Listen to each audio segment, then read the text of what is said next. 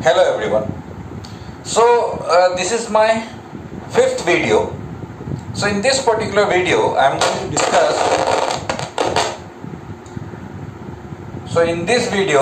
to discuss a very important thing. Important in the sense that while doing this probability you need to understand the difference between two different type of experiment. मतलब दो तरह के experiments हो सकते हैं. तो जब दो तरह के एक्सपेरिमेंट होते हैं तो उसमें प्रोबेबिलिटी निकालने का जो तरीका है दैट विल बी डिफरेंट. अब कौन से हैं और कैसे करना है, क्योंकि इसके बाद में हम लोगों को जितने भी क्वेश्चंस करने होंगे हमको प्रोबेबिलिटी निकालने के लिए ये डिफरेंस पता होना ही चाहिए.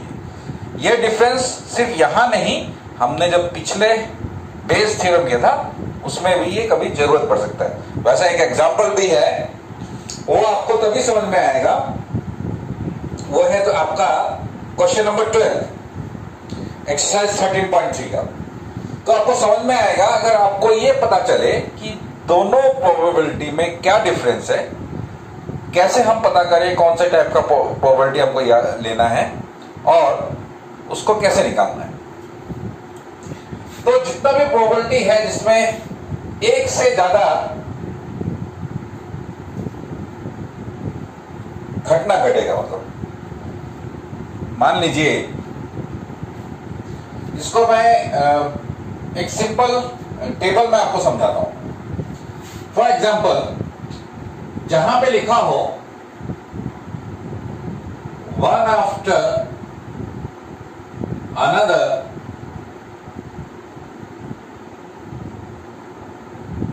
without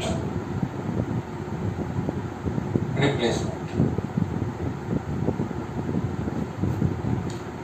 one after another without replacement, और ये लिखा हो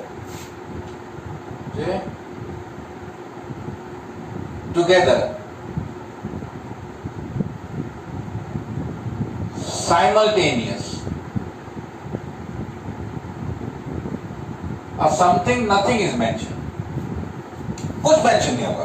for example 3 cards are drawn, नहीं बताया वो विद रिप्लेसमेंट है, विदाउट रिप्लेसमेंट है या टुगेदर है, साइमल्टेनियस है, कुछ नहीं बताया गया. सिर्फ यही बोला कि 3 कार्ड्स आर ड्रॉन. तब समझ लेना वो इस कैटेगरी का प्रोबेबिलिटी है. दूसरा कैटेगरी है जिसमें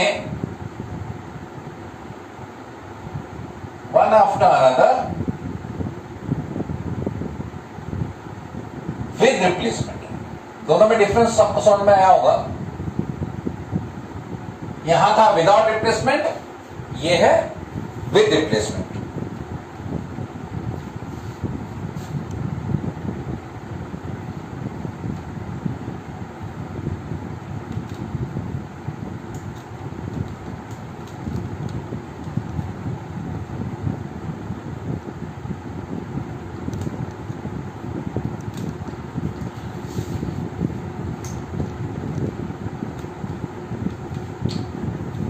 तो ये है one after another with replacement, ये है one after another without replacement. ये है इसका डिफरेंस. दूसरा जो इंडिपेंडेंट इवेंट होता है,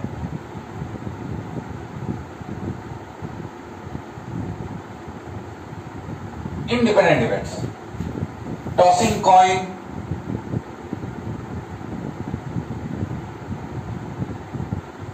throwing dice,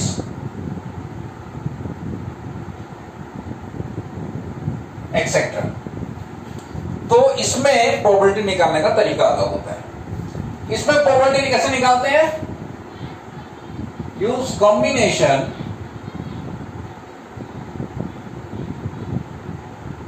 for the selection.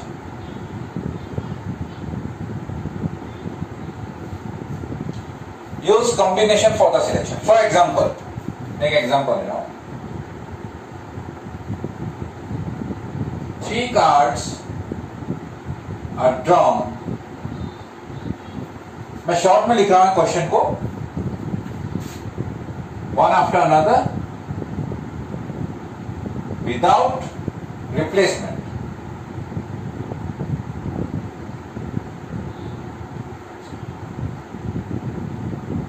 What is the probability that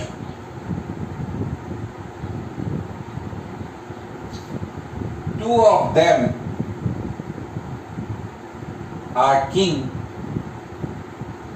and one of them is queen?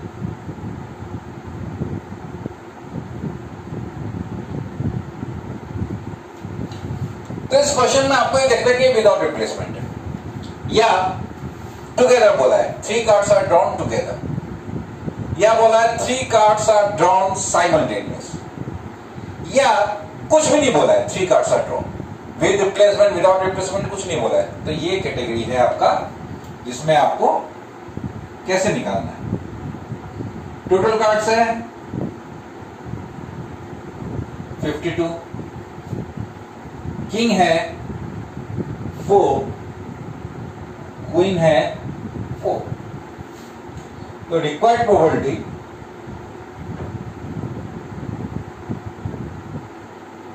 कैसे निकालना है?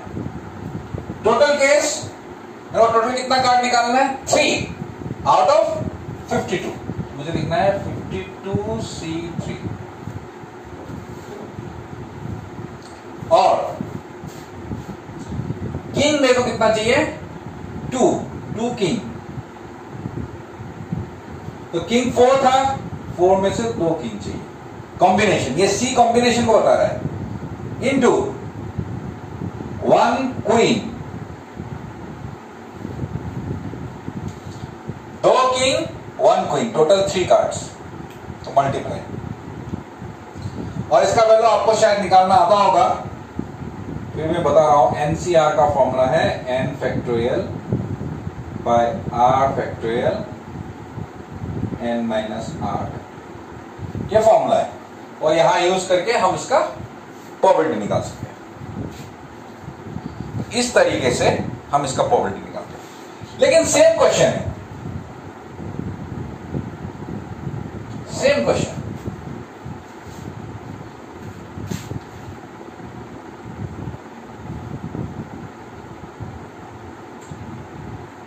सेम क्वेश्चन, लेकिन यहां पे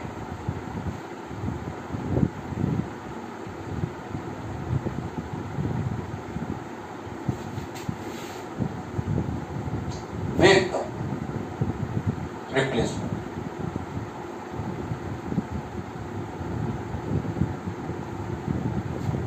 to king and 1 queen. Same question, लेकिन डिफरेंस है इस वर्ड में।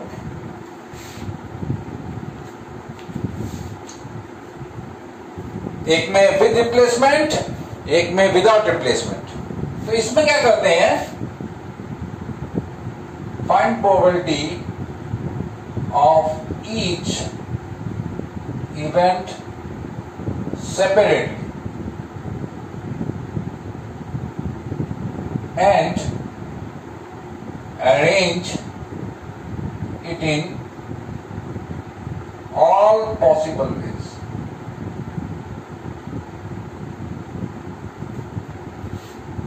आपको समझ में आएगा जिसका मैं इसका सॉल्यूशन करूंगा। तो प्रोबेबिलिटी ऑफ किंग क्या है? अच्छा, आपको शायद ये बताना जरूरत नहीं है। विदाउट रिप्लेसमेंट का मतलब है जो कार्ड निकाला है उसको फिर हमने वहां नहीं रखा, बाहर रखा है। विद रिप्लेसमेंट में क्या होगा?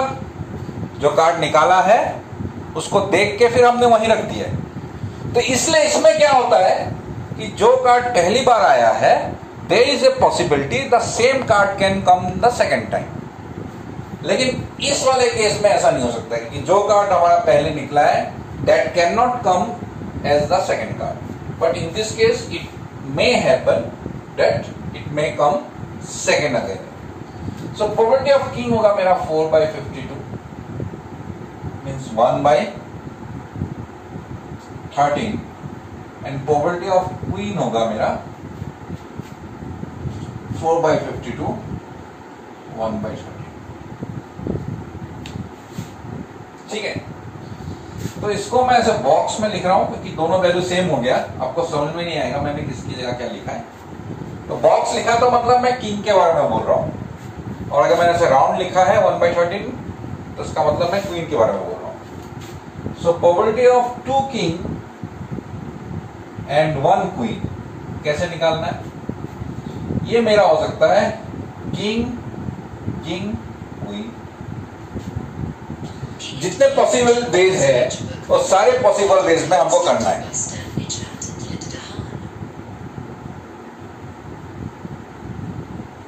जितने पॉसिबल वेज में ये हो सकता है, और किंग क्वीन किंग, और क्वीन पहले किंग दोनों बाद में। तो ऐसे वाले जितने केसेस है जिसमें विद रिप्लेसमेंट है या टॉसिंग कॉइन है या थ्रोइंग डाइस है, उसमें हमको सबका प्रोबेबिलिटी सबको अलग अलग से निकालना है। फिर जितने पॉसिबल वेज में हो सकता है हमको उसको लिखना है। इस और की जगह हम लोग लिखेंगे प्लस, ये और की जगह आ गया प्लस। अब यहां पे है किंग किंग क्वीन, किंग हो गया मेरा 1/13, क्वीन हो गया मेरा 1/13, तो मैं लिख रहा हूं 1/13 इंटू 1/13 इंटू 1/13। और ये बॉक्स वाले सब किंग को रिप्रेजेंट कर रहे हैं ये वैल्यू, और ये राउंड वाला क्वीन को। Similarly 1/13 1/13 1/13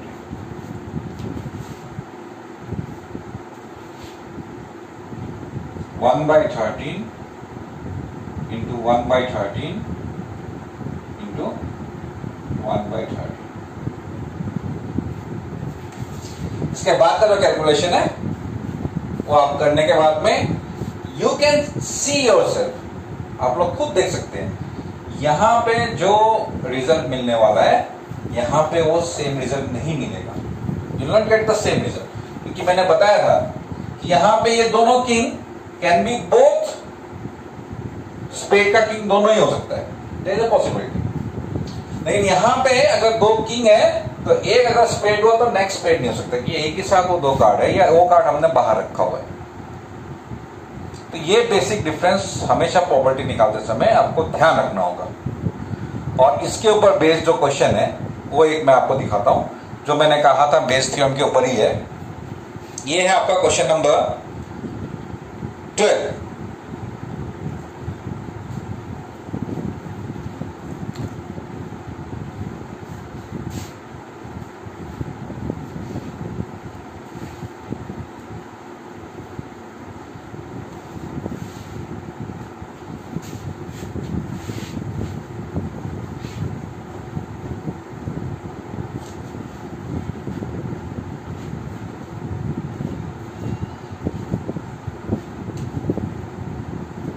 Question number 12. Exercise 13.3. A card from 52 cards is lost. From the remaining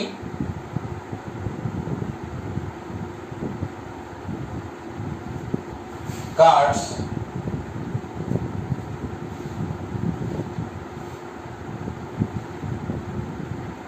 two cards are drawn.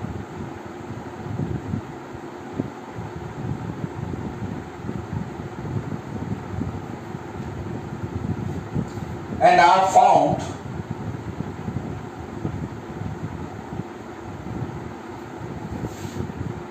to be both diamonds.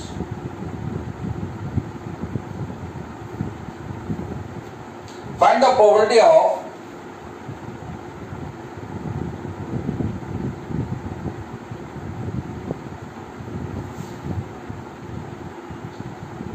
the lost card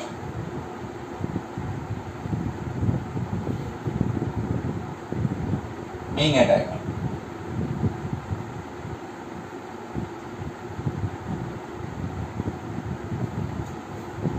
ये क्वेश्चन है।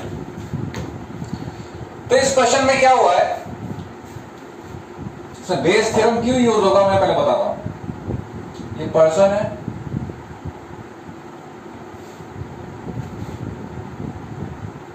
One card lost,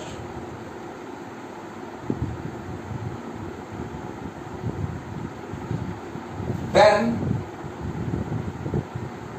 to cards draw,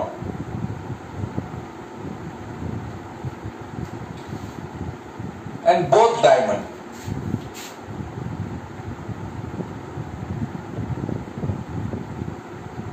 question में बोल दिया कि वो दोनों diamond है, मतलब ये वाला गिवन है। और what is the find the probability lost card being a diamond.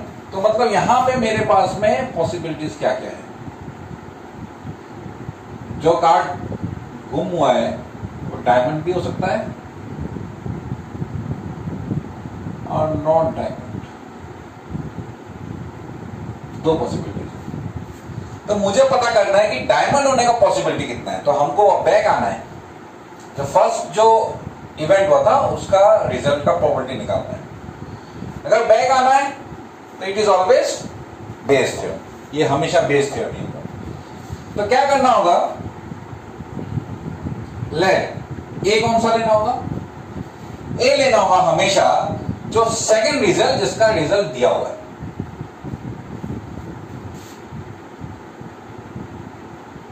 Both cards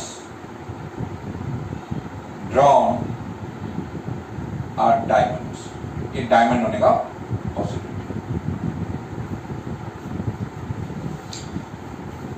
और E1 E2 कौन सा लेना होगा, जो अगर फर्स्ट घटना में जिसका प्रोबेबिलिटी पूछा है, find the probability of lost card being a diamond. So diamond होगा या not a diamond. So E1 मेरे को लेना होगा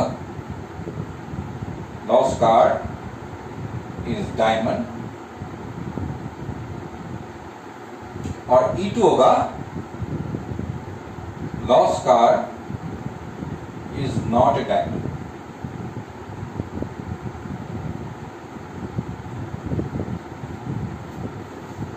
तो प्रोबेबिलिटी ऑफ E1, तो यहां पे क्या है, वन लॉस्ट कार्ड, एक ही कार्ड लॉस हुआ है। तो वन कार्ड लॉस्ट अगर डायमंड है तो डायमंड का प्रोबेबिलिटी है 13/52। 13 डायमंड कार्ड है, टोटल कार्ड्स 52 है, 1/4। और प्रोबेबिलिटी ऑफ E2 क्या होगा, lost card is not a diamond, तो 1 माइनस प्रोबेबिलिटी ऑफ E1। मतलब डायमंड नहीं होने का चांसेस है 1 माइनस प्रोबेबिलिटी ऑफ डायमंड। तो ये मेरा होगा 1 माइनस 1/4 इक्वल टू 3/4। अब मुझे निकालना है probability of A/E1। What does it mean, इसका मतलब है मेरे को निकालना है E1 ऑलरेडी हो चुका है, इट ऑलरेडी हैपेंड। E1 मतलब lost card is a diamond card.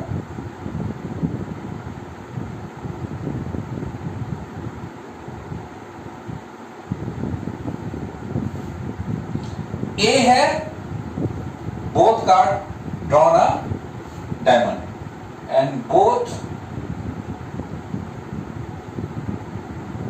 cards are diamond।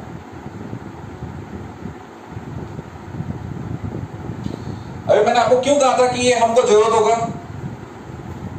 जो मैंने अभी आपको थ्योरी सिखाया था वो थ्योरी का जरूरत क्या है, वो थ्योरी का जरूरत ये है कि हमको जब बोला है कि 2 कार्ड्स आर ड्रॉन, तो मुझे ये याद रखना होगा कि ये विद रिप्लेसमेंट विदाउट रिप्लेसमेंट कौन से कैटेगरी में है।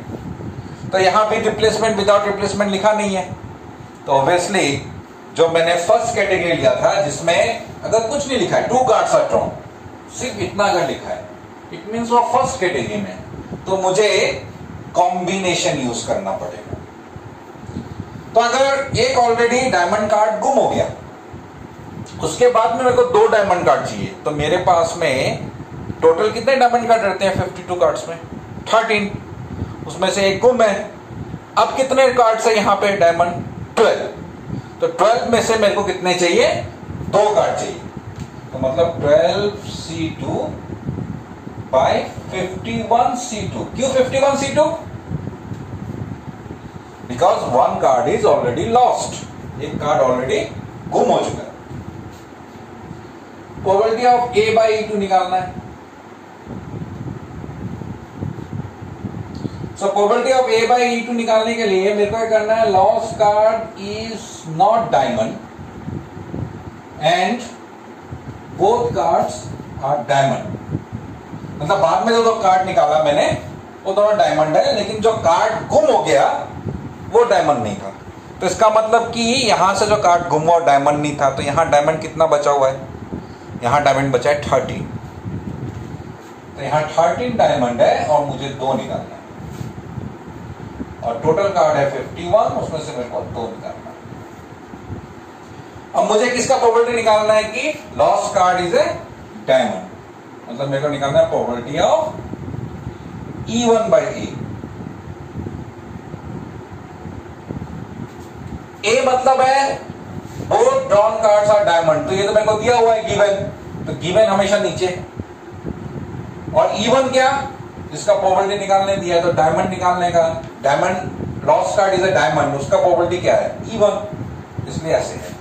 इसका रिजल्ट निकालने के लिए हमारे पास बेस थ्योरम, बेस थ्योरम में यहां जो होगा उसका रेसिप्रोकल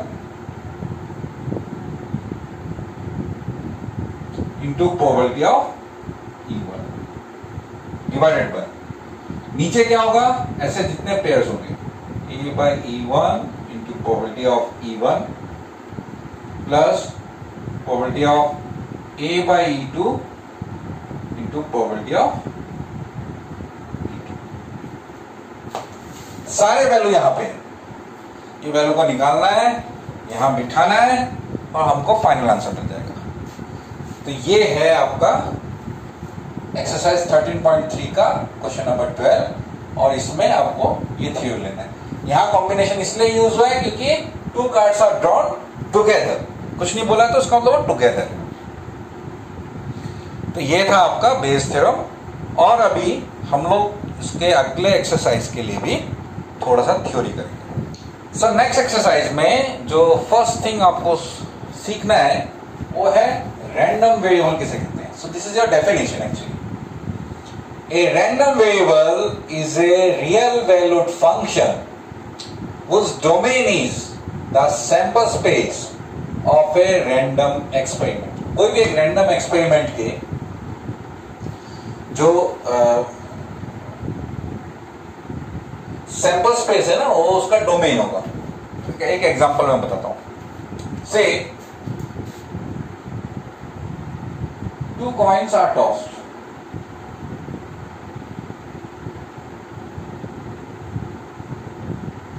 सैंपल स्पेस क्या होगा?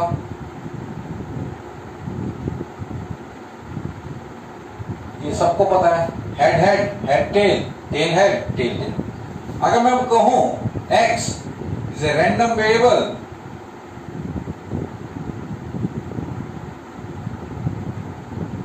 of number of heads, number of heads, तो आप मुझे बताइए कि अगर ये मैंने 2 का इसको किया हुआ है तो मेरे पास में कितने हेड्स हो सकते हैं? 0 हेड्स। x इक्वल टू 0 लिखिए। क्यों 0 हेड होगा? कौन सा केस होगा 0 हेड वाला? Tell and tell.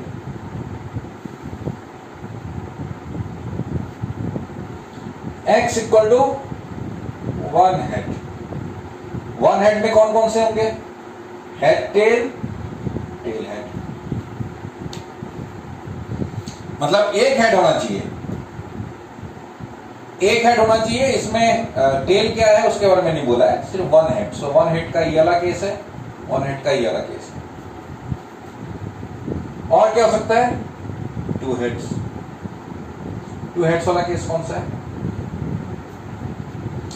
और अगर मैं इसका प्रोबेबिलिटी निकालूं, probability of x equal to 0, तो 0 हेड का प्रोबेबिलिटी, तो जीरो हेड का प्रोबेबिलिटी कितना है, TT. One case, total case था 4, तो ये हो गया मेरा 1/4।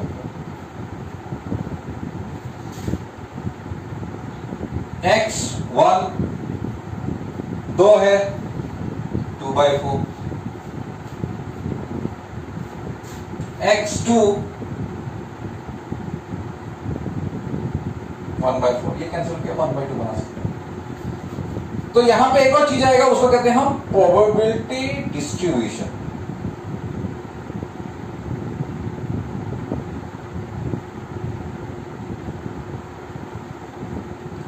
तो प्रोबेबिलिटी डिस्ट्रीब्यूशन क्या है, तो इसमें आपको क्या करना है, सिर्फ एक टेबल बनाना है।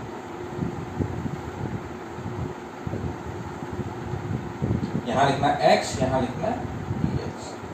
तो x का क्या क्या वैल्यू मिला था मेरे को, 0 1 2, वो मेरे को यहां लिखना है 0 1 2, और यहां क्या लिखना है, उसका रेस्पेक्टिव प्रोबेबिलिटी। 0 जो था उसका प्रोबेबिलिटी कितना था, 1/4। इसका था 1/2 1 के लिए, और इसका था 1/4। You remember always that summation of all px, मतलब ये सारे को अगर आप प्लस करेंगे तो आपको हमेशा 1 मिलना चाहिए, टोटल जो है 1 होना चाहिए। ये आप लोगों ने पहले भी किया हुआ है, सैंपल स्पेस के सारे डिसजॉइंट एलिमेंट्स को ऐड करने से 1 मिलता है, उसका प्रोबेबिलिटी को वही किया। तो ये आप करके you can check whether you have got the correct answer और नॉट, क्योंकि अभी एक्सपेरिमेंट्स अलग हो सकता है। मान लीजिए सेम है, 2 कॉइन्स आर टॉस्ड, लेकिन y मेरे को बोल दिया is random variable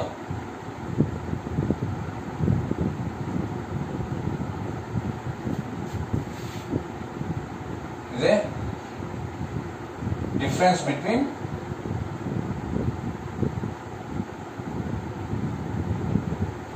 number of heads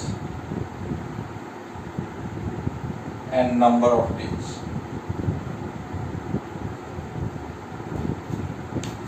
ऐसे मुझे बोल दिया। अब मेरे पास में हेड में क्या हुआ है, इसमें है 2 हेड 0 टेल, इसका मतलब है 2 - 0 = 2।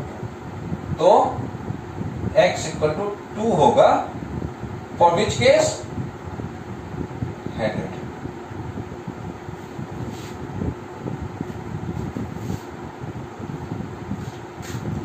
हेड टेल और टेल हेड जो केस है मेरा, उसमें 1 - 0 मतलब एक हेड एक टेल, 1 - 1,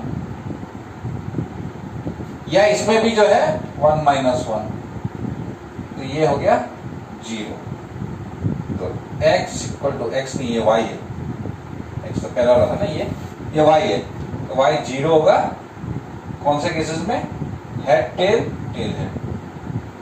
मतलब ये बोल रहा हूं मैं कि हेड टेल इसको छोड़ दीजिए, हेड टेल, यहां नंबर ऑफ हेड कितना है 1, नंबर ऑफ टेल कितना है 1, तो 1 - 1, difference between number of head and number of tell. ठीक वैसे ही टेल हेड में भी वही है, 1 टेल 1 हेड, 1 - 1 0। और y का एक और वैल्यू हो सकता है, वो क्या हो सकता है, टेल टेल। तो हेड माइनस टेल, तो कितना हेड है, 0 हेड 2 टेल, मतलब 0 - 2 -2, इसका लो -2 हो सकता है in case of tell tell. ये है रैंडम वेरिएबल। तो आपको उसमें से किसी भी रियल नंबर, मतलब जैसे कोई नंबर ऑफ हेड्स कितना है, या डाइस थ्रो किया हुआ है, नंबर ऑफ इवन नंबर्स कितना है, या किंग निकाला है, नंबर ऑफ किंग कितना है, 2-3 कार्ड निकाला है, तो ये सब को लेके जो हम लोग करते हैं उसी को हम रैंडम वेरिएबल कहते हैं। और अगर मेरे को कहा प्रोबेबिलिटी डिस्ट्रीब्यूशन, तो प्रोबेबिलिटी डिस्ट्रीब्यूशन करने के लिए मुझे क्या करना होगा, ये सिर्फ टेबल बनाना होगा, सबका प्रोबेबिलिटी अलग से निकालना है और मेरे को इस टेबल में बिठाना है। तो ये जो प्रोबेबिलिटीज मैंने निकाला है इनको ऐड करके देखना 1 आता है कि नहीं। तो 1 अगर आता है तो इसका मतलब है कि आपका ये प्रोबेबिलिटी ठीक है। क्योंकि मैं आपको ये बात इतना स्ट्रेस देके क्यों बोल रहा हूँ, क्योंकि अभी मैंने थोड़ी देर पहले, आज के जो वीडियो है उस वीडियो के एकदम स्टार्टिंग में मैंने आपको एक टेबल बना के 2 अलग अलग तरीके के केसेस दिखाए थे। तो दोनों अलग अलग तरीके के केसेस में प्रोबेबिलिटी निकालने का तरीका अलग है। तो कभी अगर आपको पूछा गया है सेकंड टाइप, वो टेबल में जो इस तरफ वाला जो था उसका अगर क्वेश्चन में लिखा हुआ है और आप इस तरीके से निकाल रहे हैं, इस तरफ वाले तरीके से, तो फिर आपका आंसर गलत आने वाला है। तो इसलिए वो टेबल में कौन सा चीज कौन से तरीके से हमको निकालना है, you have to be very sure. Next video में हम लोग ये प्रोबेबिलिटी डिस्ट्रीब्यूशन का मीन और वेरिएंस निकालेंगे और इसके ऊपर बेस्ड कुछ क्वेश्चन करेंगे, और इसके बाद में सिर्फ हम लोग का एक और एक्सरसाइज बचा रहेगा और कुछ मिसलेनियस क्वेश्चंस हम लोग करेंगे। So for today I am finishing my video. Thank you.